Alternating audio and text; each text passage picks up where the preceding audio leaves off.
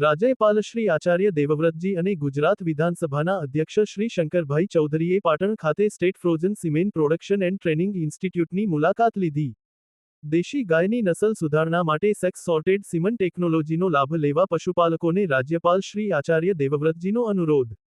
રાજ્યપાલ શ્રી આચાર્ય દેવવ્રતજી અને ગુજરાત વિધાનસભાના અધ્યક્ષ શ્રી શંકરભાઈ ચૌધરીએ આજે પાટણમાં સ્ટેટ ફ્રોઝન સિમેન્ટ પ્રોડક્શન અને ટ્રેનિંગ ઇન્સ્ટિટ્યૂટ રામનગરની મુલાકાત લીધી હતી. દેશી ગાયની નસલ સુધારણા માટે સતત પ્રયત્નશીલ અને પ્રતિબદ્ધ રાજ્યપાલ શ્રી આચાર્ય દેવવ્રતજીએ બોવાઇન સિમેન્ટ સેક્સિંગ ઇન્સ્ટિટ્યૂટમાં તજજ્ઞો સાથે ફ્રોઝન સિમેન્ટ પ્રોડક્શન અંગે વિસ્તૃત વિચાર વિમર્શ કર્યો હતો. ગુજરાત સરકારના કૃષિ, સહકાર અને ખેડૂત કલ્યાણ વિભાગના ઉપક્રમે ગુજરાત પશુધન વિકાસ બોર્ડ દ્વારા સંચાલિત સ્ટેટ ફ્રોઝન સિમેન્ટ પ્રોડક્શન અને ટ્રેનિંગ ઇન્સ્ટિટ્યૂટ પાટણ ખાતે કાર્યરત છે. આ બાયોસિક્યુરિટી ઝોનમાં પ્રયોગશાળા, બોવાઇન સિમેન્ટ સેક્સિંગ ઇન્સ્ટિટ્યૂટ, 192 બુલની ક્ષમતાના 8 શેડ, સિમેન્ટ કલેક્શન શેડ તથા અન્ય સુવિધાઓ આવેલી છે.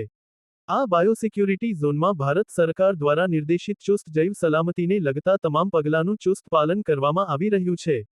આ કેન્દ્રમાં ઉચ્ચ ઓલાદના ઉત્તમ ગુણવત્તા ધરાવતા સાંઢ, પાડાના થીજવેલ વીર્યના કૃત્રિમ બીજદાન માટેના ડોઝનું ઉત્પાદન કરતી, સમગ્ર રાજ્યમાં પશુપાલકોના દુધાળા પશુઓમાં કૃત્રિમ બીજદાન સારું સિમેન્ટ ડોઝ વિતરણ કરતી સમગ્ર ગુજરાત રાજ્યની એકમાત્ર સંસ્થા વિશે રાજ્યપાલ શ્રી આચાર્ય દેવવ્રતજીએ વિસ્તારથી માહિતી મેળવી હતી.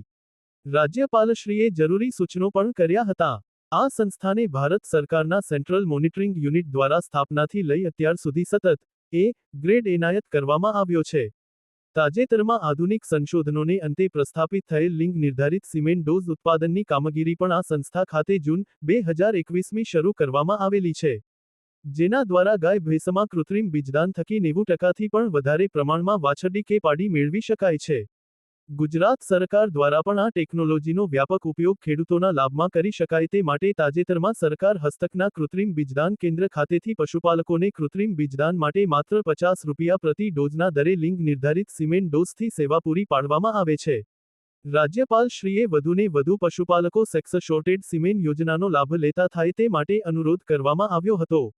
આ મુલાકાત દરમિયાન પશુપાલન નિયામક ડોક્ટર ફાલ્ગુનીબેન ઠાકર, જિલ્લા કલેક્ટર શ્રી તુષાર ભટ્ટ, જિલ્લા પોલીસ અધિક્ષક શ્રી વિકેનાઈ, ઇન્ચાર્જ જિલ્લા વિકાસ અધિકારી Shri Vadansinh Bodana, senior executive officer doctor Rakesh Patel, સહાયક નિયામક ડોક્ટર પ્રદીપ પટેલ, પશુ ચિકિત્સા અધિકારી ડોક્ટર હસમુખ જોશી અધિકારીઓ અને મહાનુભાવો ઉપસ્થિત રહ્યા હતા.